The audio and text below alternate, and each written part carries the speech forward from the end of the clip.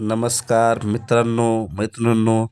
तुम्हाला कालचे नगरपालिका व नगरपंचायतचे निकाल ऐकून धक्का बसला असेल, की महायुती 214 नगराध्यक्ष व महाविकास आघाडी फक्त 51 व स्थानिक आघाडी 23. पण हे कसं शक्य झालं? हे तुम्हाला मी आज सांगणार आहे. त्याआधी माझ्या चॅनलला सबस्क्राईब करा, लाईक करा, शेअर करा, कमेंट करा. तर मित्रांनो, मी सुरुवातीला भाजपपासून सुरुवात करतो. भाजपचे 120 नगराध्यक्ष झाले. का झाले? तर मित्रांनो सांगतो, की भाजपचे पहिलेच आमदार 132च्या आसपास आमदार आहेत. त्यामुळे त्यांनी भरपूर प्रत्येक आमदारांनी पॉवर लावली. त्यानंतर माननीय मुख्यमंत्री देवेंद्र फडणवीस साहेब यांनीही पॉवर लावली. ते स्वतः 1 नंबर खुर्चीवर आहेत व त्यांनी प्रत्येक सभेत असं जनतेला ठणकावून सांगितलं, की मी आपला देवाभाऊ आहे. तुम्हाला काही कमी पडू देणार नाही. विकासाच्या बाबतीत मी काही कमी पडू देणार नाही. जसे त्यांनी गेल्या महापालिके टायमाला नाशिकला असं सांगितलं होतं, की दत्तक घेतो मी तुम्हाला नाशिककरांना. तसं म्हणजे संपूर्ण प्रचार सभेत संपूर्ण टॅगलाईन चालवली आणि त्या टॅगलाईनचा इतका फायदा झाला, की त्यांचे तब्बल 120 नगराध्यक्ष झाले.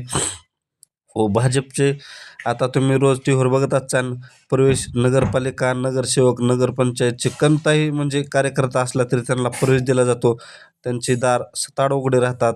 मग त्याचा फायदा असा झाला, की कार्यकर्ता जुळत मतदानाची बेरीज वाढत गेली त्यांची व त्यामुळे त्यांचे तब्बल 120 नगराध्यक्ष आले. जसं की प्रवेश हा संपूर्ण महाराष्ट्रात त्यांचं चालू आहे मिशन. त्या प्रवेशाच्या मिशनमुळे त्यांचा फायदा होत झाला. समजा मित्रांनो तुम्हाला सांगतो, जर एखादा माजी नगरसेवक जर घेतला आणि त्याला तिकीट दिलं, तर त्याचे काय पहिले मतदान असतात 1000-2000 काय व त्याच्यानंतर पक्षाचे काय 1000-2000. त्यामुळे नगरसेवक त्यांना निवडून आणायला काही म्हणजे अवघड वाटलंच नाही.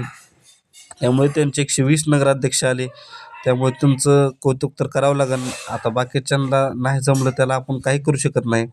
पण सध्या तरी आकडेवारीत भाजप सध्या महाराष्ट्रात 1 नंबरला आहे. त्यानंतर आपण शिवसेना शिंदे गटाचा विचार करू, तर शिंदे गटाने 57 जागा नगराध्यक्ष म्हणजे मिळवल्या आहेत. तर त्यांचे बी 57 आमदार आहेत. त्याप्रमाणे त्यांनीही ताकद लावली. पण शिंदे साहेबांनी काय केलं आहे, की त्यांच्याकडे नगरविकास खातं आहे. नगरविकास खातं हे काय असतं मित्रांनो, ते आधी समजून घ्या. नगरविकास खातं म्हणजे नगरातलं म्हणजे जे नगरपालिका, नगरपंचायत व महानगरपालिका त्यातील रस्ते असतील, पाणी असेल, म्हणजे गटार असतील, त्याचा संपूर्ण निधी हा नगरविकासाच्या खात्यातून मार्फत सोडला जातो. त्याचा फायदा शिंदे साहेबांनी करून घेतला. त्यांनी प्रचारात सांगितलं, की मी नगरविकास खात्याची माझ्याकडे चावी आहे. तुम्ही फक्त माझा नगराध्यक्ष निवडून आणा. मी तुम्हाला नगराध्यक्ष निवडून दिल्यानंतर निधीला कसलीही कमतरता पडू देणार नाही. त्याचा फायदा त्यांना तो झाला, की तब्बल 57 नगराध्यक्ष आले. आजपर्यंत शिवसेनेचे इतके नगराध्यक्ष कधी आले नव्हते.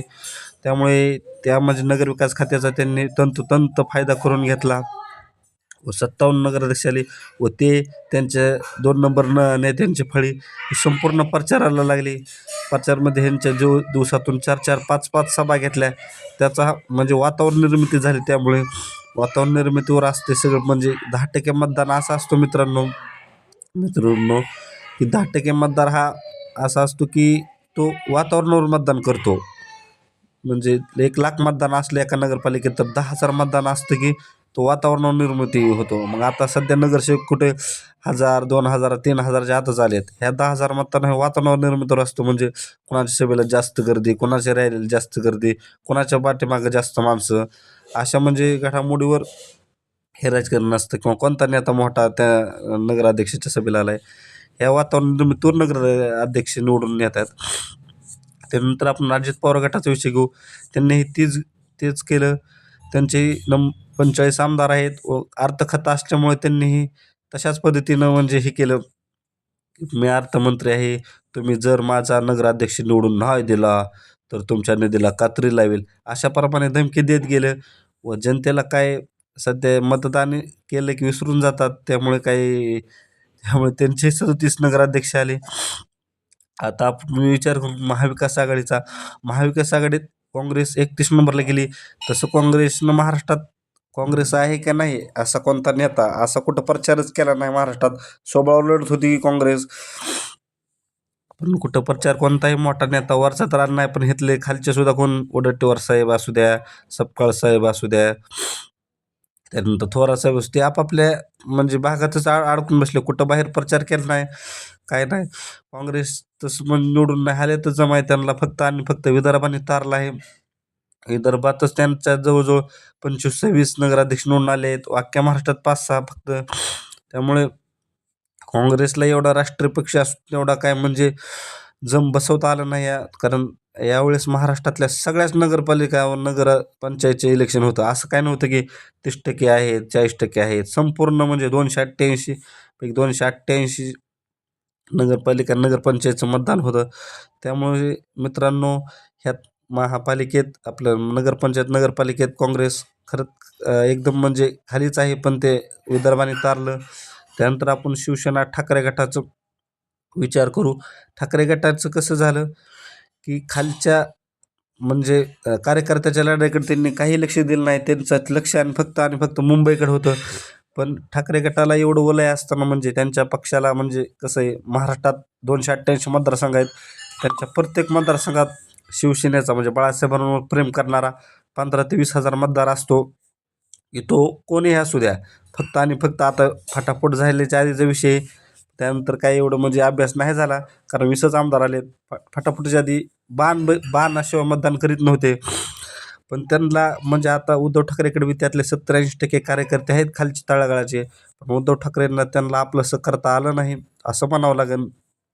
कारण एवढं म्हणजे एक म्हणता येईल, आदित्य साहेब फिरले नाहीत, उद्धव साहेब नाहीत, संजय राऊत साहेब तर आजारी होते, पण बाकीचे खालच्या फळीतले नेते कुठे जास्त फिरले नाहीत. त्याचा इतका फटका बसला की त्यांना फक्त आणि फक्त 288 पेक्षा 10 नगराध्यक्ष निवडून आले. ते बी फक्त स्थानिक नेत्याच्या ताकदीवर निवडून आले. असं जर म्हणजे मुंबईच्या मागं लागून जर महाराष्ट्र सोडून द्यायचं असेल तर हे चुकीचं आहे. पण आता आपण काही करू शकत नाही. त्यानंतर आपण येऊ शरद पवार गटाकडं. शरद पवार राष्ट्रवादी शरद पवार गटाचं पवारसाहेब आजारी होते. त्यांचं वय पण झालं आहे आता, त्यामुळे ते जास्त फिरू शकत नाहीत. पण खालच्या फळीतील लोकांनी म्हणजे सुप्रियाताईंनी, आपलं शशिकांत शिंदे साहेबांनी प्रदेशाध्यक्ष, जसे प्रदेशाध्यक्ष जयंत पाटील साहेब फिरत होते, तसे शशिकांत शिंदे साहेबाला जम बसवता आला नाही महाराष्ट्रात. एवढा चान्स होता, नवीनच प्रदेश होते, ज्या ताकदीने फिरायला पाहिजे नव्हतं त्या ताकदीने फिरले नाहीत. त्यामुळे शरद पवार गटाचे 10 जागा निवडून आल्या. तर तुम्हाला सांगतो, ईव्हीएम घोटाळा असतो का? ईव्हीएम घोटाळा खरंच केलाय का? तर नाही म्हणावं लागेल. कारण ईव्हीएम घोटाळ्याचा काही विशेष नाही. ह्यांचे आमदार जास्त आहेत, ह्यांच्याकडे कार्यकर्त्यांची संख्या आतोमनात आहे, त्यामुळे ते निवडून आले आहेत.